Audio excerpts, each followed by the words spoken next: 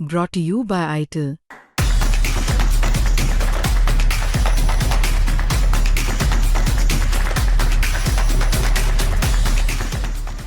एक 10वीं फेल आदमी जिसके मैथ्स में 100 में से 28 नंबर आते हैं, वो आगे जाकर एक बड़ा न्यूमरोलॉजिस्ट बन जाता है। मर्चेंट नेवी में हेल्पर का काम करता है, सबको बोलता है मैं नेवी में कैप्टन था। उसको उसके गांव से निकाल दिया जाता है 18 साल की उम्र में। उसने गांव की एक लड़की के साथ छेड़छाड़ की थी। अब गांव में बदनामी हुई, वहां से वो फरार हो गया और चला गया बंगाल। बंगाल में उसने थोड़े बहुत चीजें सीखे, एस्ट्रोलॉजी सीखी, ब्लैक मैजिक सीखा और तांत्रिक विद्या। ये कहने के लिए चीजें थी, लेकिन असली में से कुछ नहीं आता था। अब यहां से ये बैंकॉक गया और बैंकॉक से वापस नासिक आया और बन गया कैप्टन बाबा। कैप्टन बाबा की कहानी बहुत लंबी चौड़ी है। सोशल मीडिया पर आपने वीडियोस तो देख ली होंगी कि कितनी इसकी वीडियोस वायरल हैं, कैसे ये ऑफिस में महिलाओं को बुलाता था और उन्हें प्रताड़ित करता था। उन्हें ग्लास में कहता था कि ये प्रसाद है, इसे पी लो, और उस प्रसाद में नशीला पदार्थ मिला होता था। औरत नशे में चली जाती, उसके बाद ये उनका फायदा उठाता। अब ये ऐसा कई सालों से करता आ रहा था और कई बड़े बड़े पॉलिटिशियंस इसके पास जाते थे। एक समय में महाराष्ट्र के जो सीएम थे एकनाथ शिंदे, वो भी इसके पास गए थे, इसके मंदिर गए थे, वहां पूजा पाठ करके आए थे। विमेन कमीशन की जो हेड है, चेयरपर्सन है, वो गई थी इनके पास और बाकायदा एक वीडियो भी वायरल हुई थी, इनका पैर धो रही थी। लेकिन ऐसा सच में क्या ये गॉड गिफ्टेड कुछ ऐसा आदमी था, चमत्कारी बाबा था क्या? सच में कोई चमत्कार कर रहा था? लोग इस पर इतना भरोसा क्यों कर रहे थे? बड़े बड़े अधिकारी वहां लाइन लगाते थे। लाइन किस लिए? ट्रांसफर पोस्टिंग कराता था। लेकिन अचानक से ये फर्जी बाबा इतना फेमस कैसे हो गया और इतना बड़ा रसूख कैसे रखने लगा? इसने एक गलती कर दी, इसने बहुत सारे लोगों को शोषित किया, इसने बहुत सारे लोगों का शोषण किया। लेकिन इसने अपने यहां काम करने वाले एक लड़के को 10,000 की नौकरी पर रखा। उस लड़के की पत्नी की तबीयत ठीक नहीं थी, वो फर्जी बाबा के पास लाता है। कैप्टन बाबा बोलता है कि तुम बाहर जाओ कमरे से। लड़का बाहर जाता है, बाद में उसकी पत्नी को वही सेम दवा देता है, बोलता है कि ये जल ग्रहण करो। उसके बाद वो बेहोश हो जाती है और वो उस महिला का फायदा उठाता है। ये बात महिला बाद में जाकर अपने पति को बताती है। पति बोलता है मैं जिस बाबा के यहाँ काम कर रहा था, मेरी ही पत्नी के साथ ऐसा कुछ कर दिया।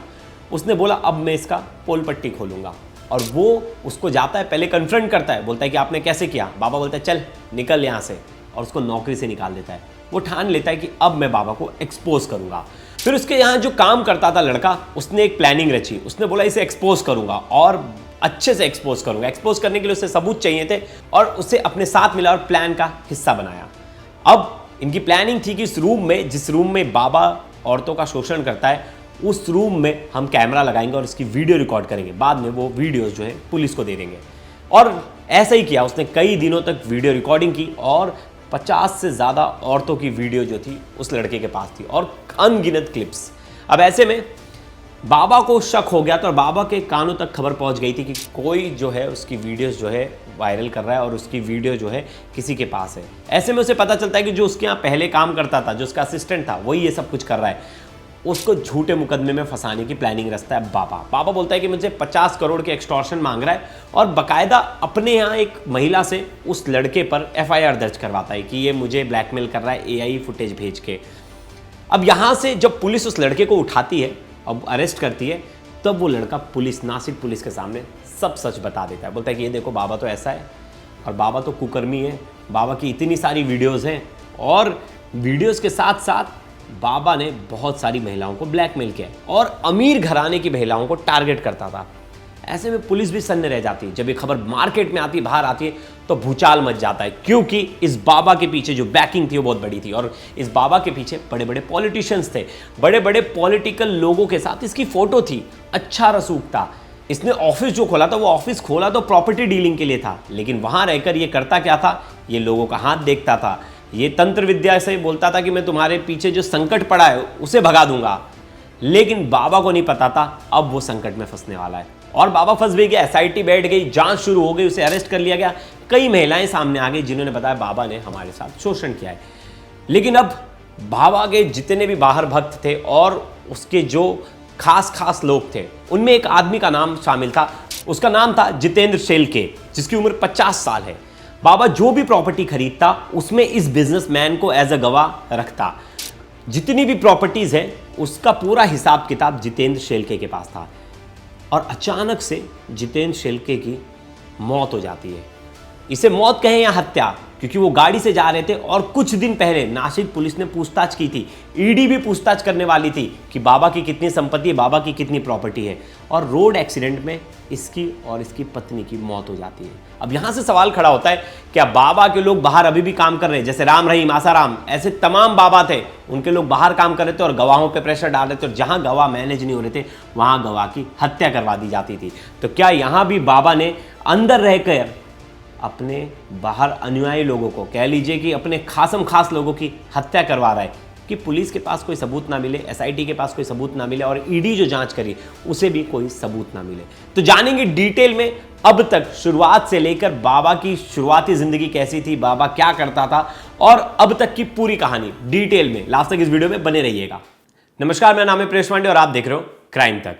महाराष्ट्र का नासिक, और नासिक में एक गांव है कंधेलवाड़ी गांव। इस गांव में एक लड़का जन्म लेता है 1970 में, और उसका नाम उसके घर वाले रखते हैं अशोक कुमार, और जो पूरा नाम है अशोक कुमार एकनाथ खरात। फैमिली जो बड़ी नॉर्मल सी फैमिली है, लोअर मिडिल क्लास फैमिली थी। फैमिली की फाइनेंशियल कंडीशन ठीक नहीं थी, तो घर वाले चाहते थे कि ये बचपन से पढ़ाई करे और आगे जाकर इसके गांव के कुछ लोग जो है मर्चेंट नेवी में जा रहे, तो ये भी मर्चेंट नेवी ज्वाइन करे, क्योंकि उसमें पैसे अच्छे थे और ये बाहर देश जाकर आता तो घर वालों का नाम भी होता। ऐसे में घर वाले इसे फोर्स करते पढ़ने के लिए, लेकिन इसका पढ़ाई में मन नहीं लगता। ये बचपन से ही जादू करना सीखना चाहता था, बचपन से ही लोगों को अपनी बातों में फुसला लेता, क्योंकि ग्रुप में ये बहुत अच्छा था, एक्टिवली वोकली बोलता था, लेकिन पढ़ाई में अच्छा नहीं था। ऐसे में घर वाले इसको समझा कर थक गए, लेकिन ये समझा नहीं, और 10th में जाकर ये फेल हो जाता है। अब घर वाले बोलते हैं, अरे ये तो 10वीं पास नहीं कर पा रहा, तो आगे क्या करेगा? ऐसे में जब इसके मार्क्स देखते इसके घर वाले, तो इसके मार्क्स जो है मैथ्स में 100 में से सिर्फ 28 थे। घर वाले और बोलते हैं कि ये तो मैथ्स ही नहीं क्लियर कर सकता, तो आगे क्या पढ़ाई करेगा और आगे क्या ये मर्चेंट नेवी ज्वाइन करेगा? ऐसे में घर वाले बोलते हैं कि तू घर में बैठ, कुछ मत कर, तेरे लिए कुछ हम धंधा पानी का काम देखते हैं, कहीं तू फैक्ट्री में तेरे लिए काम देखते हैं, वो कर, तेरे से आगे पढ़ाई नहीं होगी। क्योंकि जो लड़का 10वीं फेल हो गया, घर वाले ऐसा सोचे वो आगे क्या पढ़ेगा। अब ऐसे में जो अशोक है वो मार्केट से नई नई चीज़ें ढूंढ कर लाता और घर पे बताता कि मैं ये काम करूंगा, वो काम करूंगा। घर वाले बोलते हैं कि चुपचाप बैठ और पढ़ाई कर, या तो हम जहाँ बता रहे वहाँ काम कर, लेकिन ये फिर भी सुनता नहीं। अब क्या हो गया कि गांव में कुछ लड़कों के ग्रुप के साथ ही घूमता फिरता था। अब इसने अपने एक रिश्तेदार में एक महिला को छेड़ दिया, जिसके बाद उस महिला ने पूरे गांव को इकट्ठा कर लिया और इसकी कंप्लेंट कर दी। जब इसकी कंप्लेंट की तो पंचायत बैठी, पंचायत में इसके ऊपर पनिशमेंट दिया गया कि गांव से 1 महीने बाहर रहेगा, और गांव में बड़ी बेइज्जती हुई। ऐसे में ये गांव छोड़कर बाहर चला जाता है। गांव वाले लोग इसको एक तरह से, इसके पूरी फैमिली का बहिष्कार कर देते हैं। अब ये गुस्से में वहां से भागकर वेस्ट बंगाल चला जाता है। ये वेस्ट बंगाल चला जाता है और वेस्ट बंगाल में एक डॉकयार्ड पर इसे नौकरी मिलती है, काम करता रहता है। तो इसने बताता है कि मुझे बचपन से मर्चेंट नेवी में जाना था।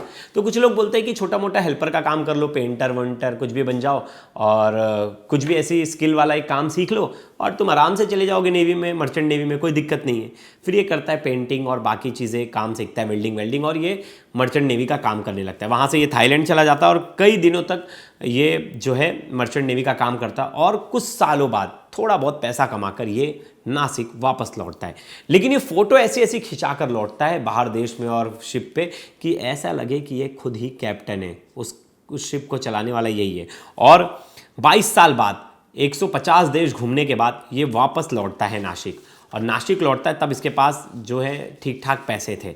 अब ये बोलता है कि अब बहुत काम कर लिया, क्योंकि मर्चेंट नेवी में 6-6, 7-7 महीने आपको परिवार से दूर रहना पड़ता है, और आपको 6-6 महीने समुद्र के पानी में रहना पड़ता है, ट्रैवल करना पड़ता है। तो ऐसे में ये बहुत ज़्यादा बोर हो गया था, बोला अब मैं मर्चेंट नेवी का काम नहीं कर सकता, अब मैं कुछ अपना काम करूँगा। तो इसने डिसाइड किया कि तब तक मैं कुछ सीख लेता हूँ। तो ये जब नासिक लौटता है तो वो बंगाल से, वो वहाँ से एस्ट्रोलॉजी सीख कर आता है, न्यूमरोलॉजी सीख के आता है। सोचिए, न्यूमरोलॉजी सीखता है जिसके मैथ में मार्क्स 100 में से 28 है, मतलब जिसे मैथ्स का कुछ भी नहीं आता पता नहीं, मतलब इसके मैथ्स इतना कमज़ोर था, वो न्यूमरोलॉजिस्ट बन जाता है। और एस्ट्रोलॉजी में भी बिलीव रखता है थोड़ा, तो ये एस्ट्रोलॉजी सीख लेता है, 3-4 चीज़ें ऐसी सीख लेता है, लोगों को बोलता है मैं बहुत बड़ा ज्योतिषी हूँ।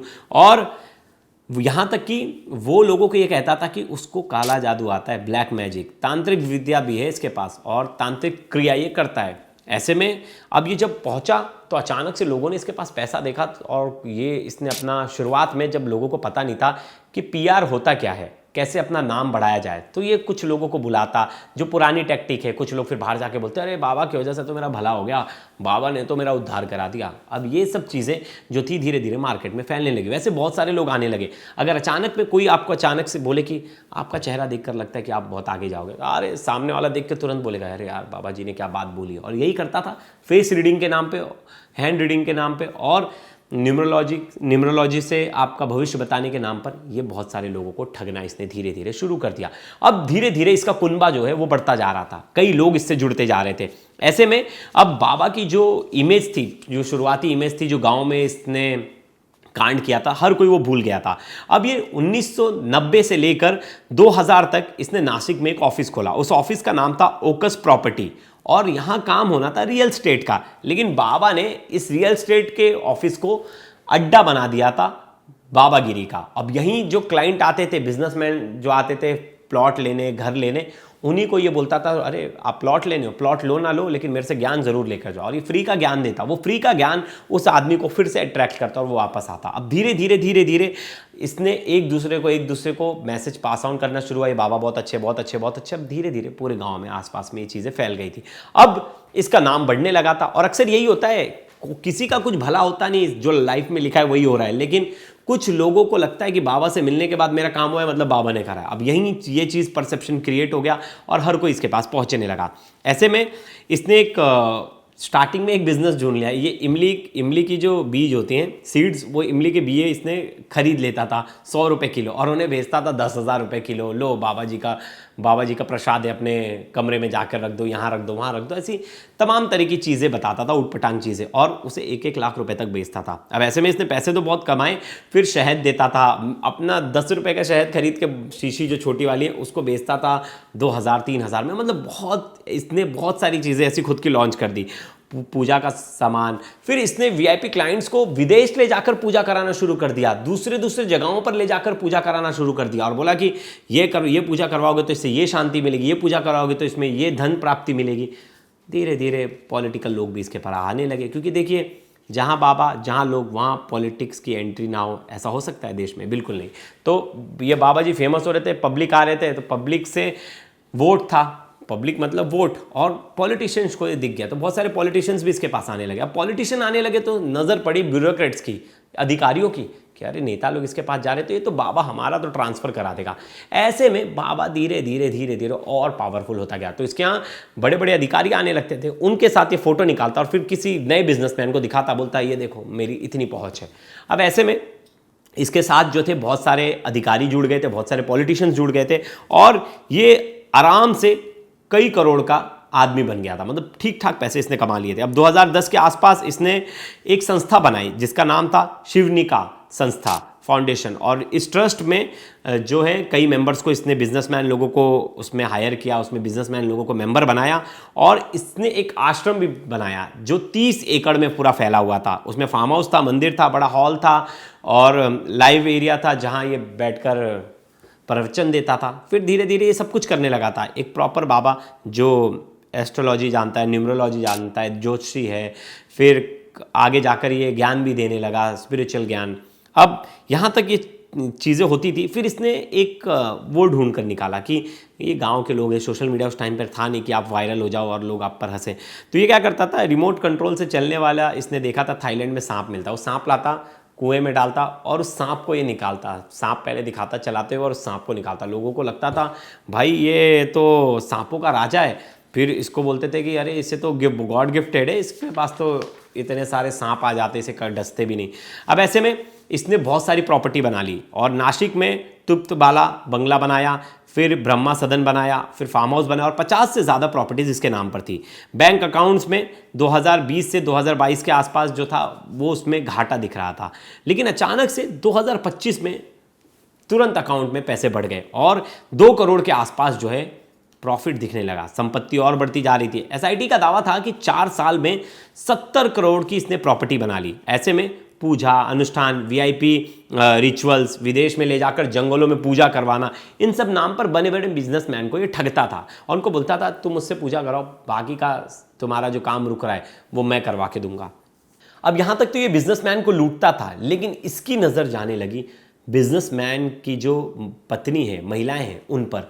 तो फिर जो महिलाएं इसके पास आती अपना दुख दर्द लेकर, उनके साथ अनैतिक व्यवहार करता और उनसे छेड़छाड़ करता। कभी कभी कोई महिला विरोध करती तो बोलते हैं कि तेरा बिजनेस में है, खा जाऊंगा, तेरे घर को बर्बाद कर दूंगा, तुझे श्राप दे दूंगा। और डर जाते थे, बहुत भोले भाले लोग थे, वो डर जाते थे। इन बाबाओं की बात में जो जाते थे वो भी भोले भाले थे, जो हर जगह से परेशान है, बाबा फिर एक परेशानी दे देगा, इससे अच्छा से लोग इसके बारे में कुछ बोलते नहीं। और धीरे धीरे ये चीज़ें ये करता गया, क्योंकि इसे लगा कि कोई मेरे खिलाफ खड़ा ही नहीं होगा, कोई बोलेगा ही नहीं। और नशीला पदार्थ दे देता था खाने के लिए, उसके बाद खाने के बाद बेहोश हो जा रहे हैं, उसको कुछ पता ही नहीं चल रहा महिला को उसके साथ हो क्या रहा है। और ये बहुत टाइम तक ये चलता गया और ये यहीं रुका नहीं, इसने कई महिलाओं को अपना शिकार बनाया।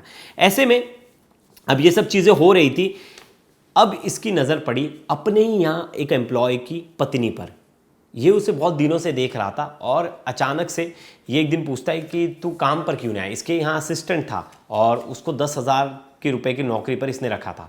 तो इससे पूछता है कि तू कल आया क्यों नहीं था। बोला पत्नी की तबीयत खराब थी इसलिए नहीं आया। तो बोला हाँ, तेरे घर पर लग रहा है कोई प्रेत बाधा है, तू उसे मेरे पास लेकर आ, मैं तेरे घर पे जो प्रेत बाधा है उसे मैं हटा दूंगा। ऐसे में वो असिस्टेंट सोचता है कि चलो बाबा जी बोल रहे हैं, मतलब कुछ सोच समझ के बोल रहे होंगे, मुझे नौकरी भी दी है। तो अपनी पत्नी को लेकर आता है और उसकी पत्नी को भी वो जो खाने वाली चीज़ है उसमें नशीला पदार्थ मिलाकर देता है। लेकिन ये पहले से अपनी पत्नी को बोला था कि बाबा जी प्रसाद देंगे, वो खाना मत। अब वो जो औरत है, जो इसकी पत्नी, वो जाती है, थोड़ा सा प्रसाद खाती और नहीं खाती, बाद में बाकी प्रसाद छोड़ देती। उसको लगता है कि वो भी नशे में हो गई है और वो बेहोश होने वाली है। फिर उसके साथ गलत हरकत करता है, उसे छूने की कोशिश करता है। लेकिन तब तक महिला जो है वो उठ खड़ी होती है और वो बाबा को बुरा भला कहती है और वहाँ से भाग जाती है। अब ऐसे में वो घर पर आकर अपने पति को सब कुछ बताती है। ये सब कुछ सुनने के बाद जो उसका असिस्टेंट है वो आग बबूला हो जाता है। बोलता है बाबा को तो मैं छोड़ूंगा नहीं, बाबा को तो एक्सपोज करूँगा और बाबा को तो इसका बदला जो है लेकर रहूँगा। अब ऐसे में ये जाता और तुरंत बाबा के सामने कन्फ्रंट करता है। बाबा को बोलता है कि तुमने ये कैसे किया, तुमने मेरी पत्नी के साथ कैसे हुआ। तो बोलता है कि चल भाग जा, नहीं तो तेरे को जेल में बंद करवा दूंगा, तू जानता नहीं मैं कौन हूँ, कितना पावरफुल हूँ। यहाँ से इसकी नौकरी भी चली जाती और इसकी पत्नी के साथ दुर्व्यवहार भी करता है। अब इस वजह से जो लड़का है वो परेशान हो जाता है, बोलता है बाबा को सबक सिखाना पड़ेगा। फिर ऑफिस में कुछ लोगों से बात करता है और पता चलता है एक और ऐसा शख्स है जो इससे परेशान है। उसके साथ मिलता है और बोलता है कि एक प्लान करते, ये अपने कैबिन में ही महिलाओं के साथ इस तरह का दुर्व्यवहार करता है ना, तो इसके कैबिन में कैमरा लगाते। और वो बोलता है ठीक है। और ये दोनों फिर मिलकर चुपके से उस कैबिन में कैमरा लगा देते और 1 साल तक वीडियो रिकॉर्ड करते और कई वीडियो क्लिप्स ये अपने जमा कर लेते। और पता चलता है कि 1 नहीं, 2 नहीं, 3 नहीं, 4 नहीं, कई महिलाओं के साथ इसने शोषण किया है। कई महिलाओं को इसने अपने जाल में फंसा कर ब्लैकमेल कर उनसे पैसे भी ऐंठे। ऐसे में ये सब कुछ ये इकट्ठा कर रहा था और इसने कुछ वीडियोस जो हैं वायरल कर दिए। कुछ वीडियो इसने शिकायत के तौर पर दिया और बाबा को किसी ने टिप दे दिया कि तुम्हारी वीडियो जो है वो मार्केट में वायरल हो रही है और वो लोगों तक पहुंच रही है। ऐसे में बाबा को शौक होता है कि मेरे कैबिन का एक्सेस 2 लोगों के पास था और ये 2 लोग ही हिम्मत कर सकते हैं। तो उसको अपने असिस्टेंट पर पूरा शक होता है और बोलता है कि यही कर सकता है। फिर बाबा यहाँ से दिमाग लगाता है, बाबा एक FIR करवाता है कि मुझे लोग ब्लैकमेल कर रहे हैं और उसमें अपने असिस्टेंट को गिरफ्तार करा देता है। फिर वापस से वो जब लड़का छूट जाता है, फिर वापस से एक महिला को ये पकड़ता है बाबा और बोलता है कि तू इस पर आरोप लगा कि तुझे ब्लैकमेल कर रहा है। फिर उस महिला से भी कंप्लेंट दर्ज कराता है। लेकिन यहाँ ये जो शख्स था, जो लड़का इसके यहाँ काम करता था, इसने पुलिस को सब सच्चाई बता दी और पुलिस को इसने एक पेन ड्राइव दी। उस पेन ड्राइव में थी 100 से ज़्यादा अश्लील वीडियो, बाबा की अश्लील हरकत। अब ऐसे में जब पुलिस ये वीडियो देखती तो पुलिस हैरान हो जाती है। पुलिस बोलती बाप रे बाप, बाबा ये कर रहा है। फिर पता चला बहुत सारे वीडियोस हैं, ये तो सिर्फ 50 जो वीडियो, ये तो बहुत कम है, बहुत सारे वीडियोस होंगे। अब पुलिस के पास 58 वीडियोस आ जाती है। पुलिस उन वीडियोस को खंगालने लगती। तब तक बाबा के कुछ वीडियो थे जो सोशल मीडिया पर वायरल हो गए थे। वायरल इतना ज़्यादा हुआ कि बाबा की तस्वीर वायरल होने लगी। अब बाबा की तस्वीर में ऐसा क्या था, बाबा ऐसा क्यों फेमस हो गया अचानक से? क्योंकि हर कोई जो था वो उन तस्वीरों को रिलेट कर रहा था और पॉलिटिकल भूचाल आ गया। क्योंकि बाबा के साथ जो फोटोज थी वो बड़े बड़े नेताओं की थी। तो जो पहली तस्वीर थी वो नवंबर 2022 की थी और तत्कालीन CM जो एकनाथ शिंदे थे वो इसके मंदिर गए थे। इसने जो शिव मंदिर बनाया था उस शिव मंदिर गए थे, इसके साथ वहाँ बैठकर इन्होंने पूजा पाठ की थी। फिर रूपाली चाकणकर थी जो महाराष्ट्र विमेन कमीशन की हेड थी। सोचिए, महाराष्ट्र ह्यूमन कमीशन की हेड, और वो इसके ट्रस्ट की बताया जा रहा है कि मेंबर भी थी और खरात के पैर धो रही थी, बाकायदा छाता लेकर उसके साथ खड़ी थी। जो विमेन कमीशन की हेड ही आपके साथ हो तो आपको किस बात का डर? कोई महिला अगर कंप्लेंट करके विमेन कमीशन में जाती है तो वहां उसकी सुनवाई होगी। ऐसे में बाबा के मन में बिल्कुल डर नहीं था। और ये जो फोटोज थी सोशल मीडिया पर वायरल हुई, सरकार के ऊपर इतना प्रेशर बना कि सरकार ने तुरंत इसे अरेस्ट करवाया, एसआईटी गठित कर दी। अब बकायदा इस पूरे मामले में ईडी भी जांच कर रही है, इसकी प्रॉपर्टी खंगाली जा रही है और कई महिलाएं सामने आ गई हैं जो बता रही कि बाबा हमारे साथ गलत करता था, बाबा ने हमारे साथ बहुत गलत किया है। ऐसे में कुछ लोग थे तो बाबा से जुड़े हुए थे, उसमें ही एक नाम था नासिक के रहने वाले, शिरडी के रहने वाले एक बिजनेसमैन जितेंद्र शेलके, जिनकी उम्र 50 साल थी। और ये जो थे बाबा का जो ट्रस्ट था उसमें मेंबर थे और बाबा जो प्रॉपर्टी खरीदता था उसमें गवाह के तौर पर इनका नाम था। अब ऐसे में ये मुख्य कड़ी थे और जो भी लोग बाबा से जुड़े हुए थे पुलिस उनसे पूछताछ करी थी, एसआईटी उनसे पूछताछ करी थी। अब प्रॉपर्टीज के पेपर में सोचिए जो गवाह होगा मतलब उसे सब कुछ पता होगा, एकदम खास होगा। हमेशा जो खास बंदा होता है उसी को हम गवाह रखते हैं। अब अचानक से 17 अप्रैल को जितेंद्र शेलके अपनी वाइफ अनुराधा और अपने बेटे के साथ जो है छत्रपति संभाजी नगर से शिरडी जा रहा था, शिरडी साईं बाबा के दर्शन करने। अब ऐसे में रास्ते में दोपहर के 12:30 बजे एक ट्रक खड़ी थी और उस ट्रक में इनकी गाड़ी की भिड़ंत हो गई। ट्रक ड्राइवर मौके से फरार हो गया और उसमें शेलके की मौत हो जाती है, शेलके की पत्नी की भी मौत हो जाती है, जगह पर दोनों खत्म हो जाते। अब ऐसे में पूरे हर तरफ महाराष्ट्र में चर्चा शुरू हो जाती है कि ये मर्डर तो नहीं, ये तो मुख्य गवाह बन सकता था कि इसकी बाबा की कितनी प्रॉपर्टी कहाँ है, ईडी अगर जांच करती सब कुछ बताता। और हर कोई बोल रहा था कि ये उसके ट्रस्ट का मेंबर भी है, उसका खास भी है, इसे इसके पूरे इन्वेस्टमेंट के बारे में पता था, तो इसकी कहीं बाबा ने हत्या तो नहीं करवा दी। क्योंकि राम रहीम, आसाराम बापू, कई ऐसे हमने केस देखे जहाँ जिसने केस किया है उसकी या तो हत्या करवा दी जा रही है या तो जो गवाह है उसकी हत्या करवा दी जा रही थी, और यहाँ भी ऐसा ही कुछ देखने को मिल रहा है। और अब जो है पॉलिटिकल्स बयान सामने आने लगे हैं। रोहित पवार ने कहा है, जो एनसीपी के लीडर हैं, उन्होंने कहा है कि ये इसके पीछे कोई साजिश हो सकती है, इसकी जांच होनी चाहिए। और कई एक जो सोशल वॉलंटियर हैं, समाज सेविक अंजलि दामनिया, वो कह रही हैं कि ये बहुत कुछ जानता था और राइट हैंड था, इसके पास पूरा काला चिट्ठा था बाबा का, और इसकी मौत अपने आप में सवाल खड़ा करती है और ऐसा लग रहा है कि इसके पीछे बहुत बड़ी कॉन्स्पिरेसी है। तो बाबा के पीछे कौन है वो लोग, क्या ये मर्डर है या नॉर्मल एक्सीडेंट? अब जांच में सामने चीज़ें आएंगी और हम इस खबर पर नज़र बनाए रखेंगे। एक डिटेल एक्सप्लेनर में वापस से लाऊंगा इस केस में जो भी अपडेट होंगी। अब तो बाबा जेल में, लेकिन जेल में भी बैठकर अगर बाबा अंदर बैठे बैठे चीज़ें कंट्रोल कर रहा है तो ये हमारी सोसाइटी के लिए तो बहुत ज़्यादा खतरा है। और सरकार को, समाज को और पुलिस प्रशासन को ये विश्वास दिलाना पड़ेगा कि भाई ये बाबा अब जेल के अंदर है, अंदर बैठकर कुछ कर नहीं सकता। अगर इस हत्या में कह लीजिए, अभी तो हम हत्या मान के चल रहे क्योंकि जिस तरह से सस्पिशियस डेथ है, जो है ट्रक ड्राइवर भाग गया, तो एक तरह से ये पूरा केस मर्डर का दिख रहा है। लेकिन बाई चांस अगर ये एक्सीडेंट निकला तो ठीक है, अगर ये प्लानिंग के तहत हत्या है तो पुलिस पर सवाल या निशान खड़े करता है कि पुलिस ने कैसे अपने जो मुख्य लोग थे, मतलब एक तरह से ये मुख्य गवाह बन सकता था, उन लोगों की रक्षा नहीं कर पाए और उसकी मौत हो जाती है। तो आने वाले टाइम में देखना होगा कि खरात जेल में रह के क्या बाहर से अंदर बैठे बैठे बाहर कंट्रोल कर रहा है, या इसका जो है नामो निशान खत्म होने वाला है, इसका साम्राज्य खत्म होने वाला है और ये ज़िंदगी भर जेल की चक्कियाँ पीसेगा। तो दोस्तों, इस वीडियो पर क्या आपकी राय ज़रूर बताइएगा। तब तक के लिए धन्यवाद।